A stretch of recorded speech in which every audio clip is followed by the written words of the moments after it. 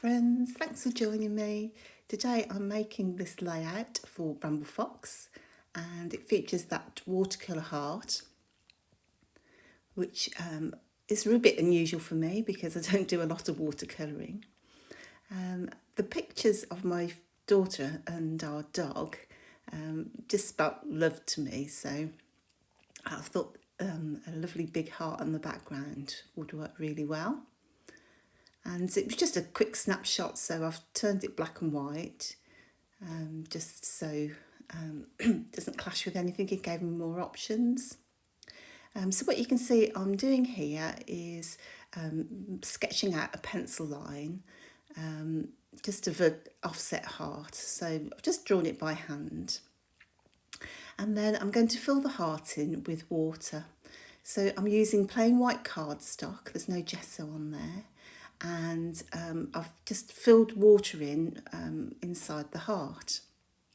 So hopefully what that will do is when I apply the watercolour, it's just going to spread within the heart shape where the water is and not outside.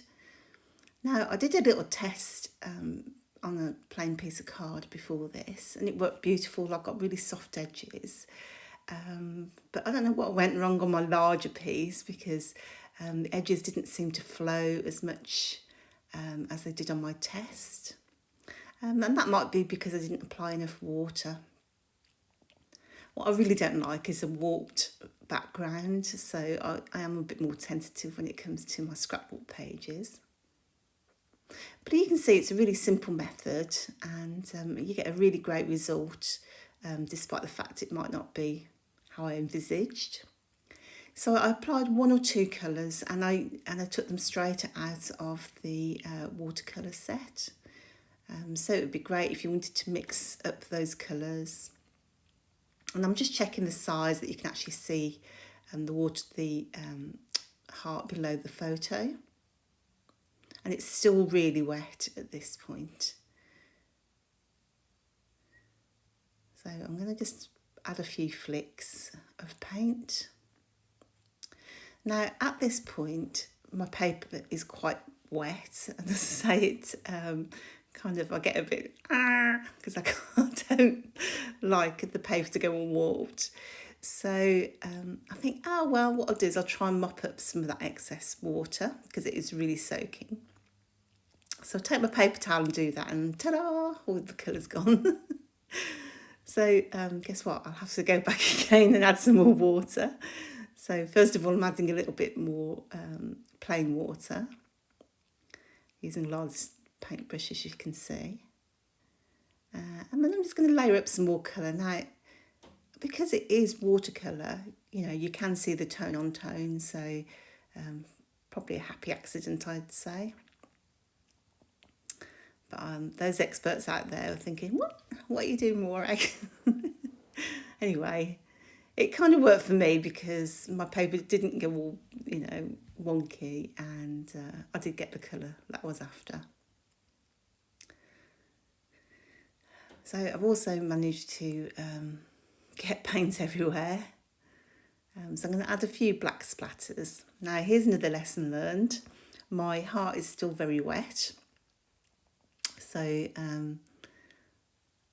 what I could have done with it is covering over because you can see I get a few little black splatters on that heart and because it's still wet they spread out, so not like the inky black sort of splatters I was after. Look a bit like a Dalmatian. But anyway, I've going to set that to dry, so I'll just carry on building up the rest of the layout. Excuse my froggy throat. So the papers I'm using is the Sweet Talk collection from Simple Stories. I've done so many projects with this collection, absolutely love it. I could probably do another 10 projects to be fair because I'm really not bored of it. But I am running out, I'm down to the last few scraps of paper as you can see. So I love the pattern papers in this collection, just very, very me. and I'm a bit of a fan for pattern papers. So just while that heart is drying, I'm just going to build up what I'm going to put behind my photos. You can see I put my heart under my mat. So once it's touch dry, I put it under this mat, my big mat, and it does tend to try and flatten things out. Obviously, the longer I can leave it, the better. But that's my tip, to try and get things flatter. So I do have a number of the chipboard stickers left from the collection, just because there were so many, and I'd also bought the cardstock stickers. So I'm going to layer as many as I can onto the page, and I'm sprinkling in some of the lovely mail elements from Bramble Fox, because they are so lovely and they're just up my street. Little accents that you can sprinkle here and there, and you can get them in either the cerise, which is a transparent cerise, or there's a ruby red, which is frosted. Normally I would actually take the backing off all my perspectives, but because the transparent, sometimes you want things transparent and sometimes you don't. So you'll see that I use that cherry with the transparent hot pink, and because I don't want to see the stripes behind in this case, I'll leave the backing on those. I'm just going to add, so I can add a few more bits and pieces, I'm just going to make this focal point on the right hand side using strips of paper. I've used a couple of strips actually from the December hit kits. I think they featured a number of black and white pattern papers, which I love, with the hot pinks and reds of the Sweet Talk collection. So again, I've just got tiny bits and pieces left of these collections, so these are fantastic for using up those, because obviously I can't throw them away, can I? That would just be too rude. So I don't want them too long to draw the eye too far away from that heart. I just wanted a placeholder really to add more bits and pieces.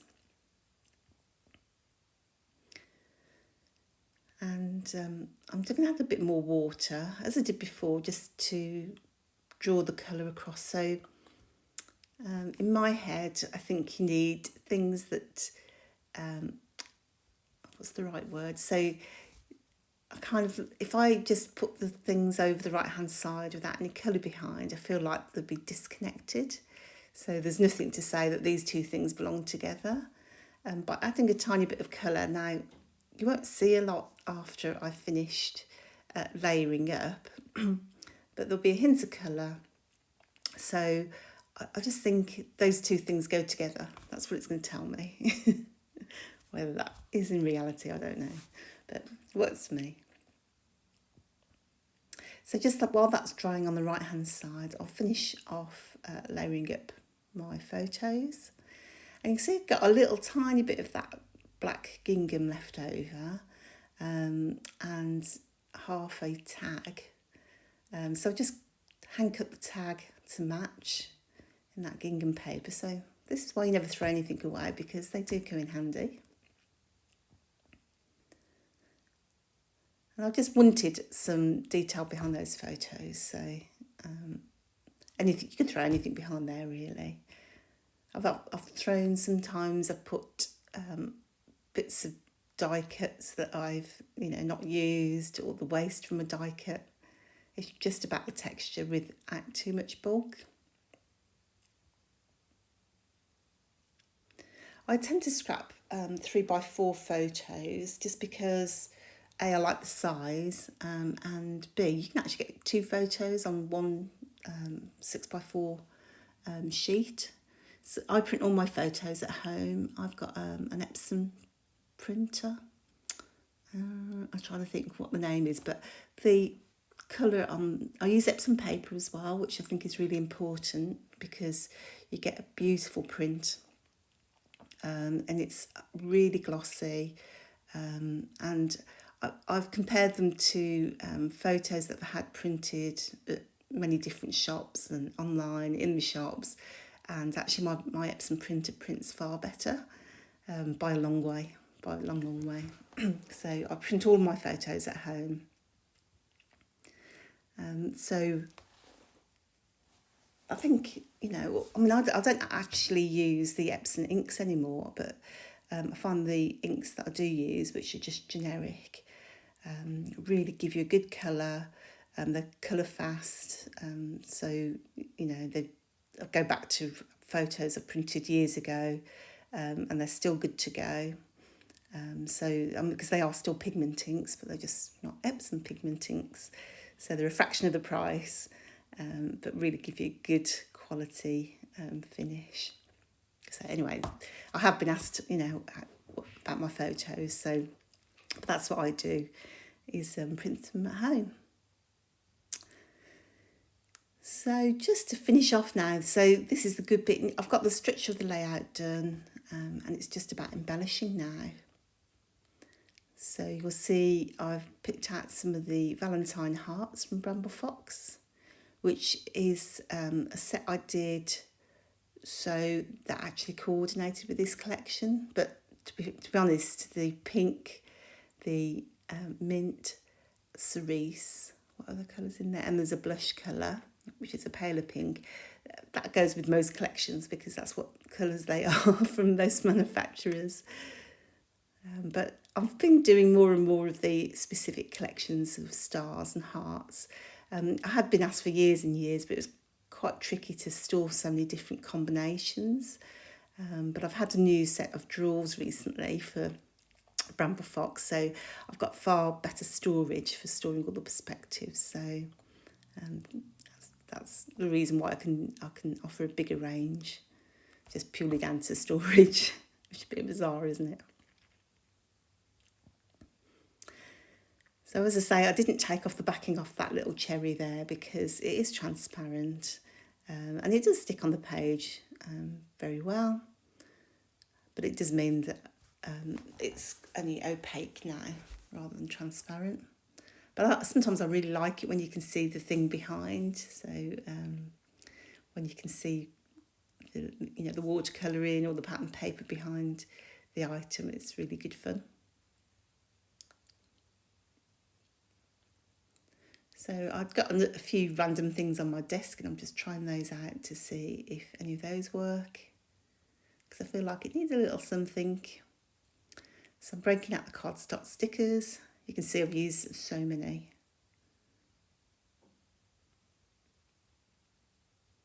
And I love the little word phrases, are one of my favourite things that you get in a simple stories set. I don't think a lot of manufacturers do those, so which is why I tend to gravitate towards simple stories. Although I notice they're splitting up things like the tags and ephemera into different packs now, which is a bit of a pain. So I thought I'd add a little bit of wax thread over here on the right. I should have done that before, because I never thought about it, but I should have done it before I added on my chipboard stickers and so on, because that means they would have stuck down. But because it's so thin now and so short, it's very, very, it's got a mind of its own, and I just could not get it to stick where I wanted to. So, and I'd already used staples, so I didn't want to use any more staples because it had been too much. So I gave up with that one and just used the one at the top. And this is one of my boxes of ribbons. I have many, many boxes. And I'm going to use some seam binding just to add a bit of texture at the top there.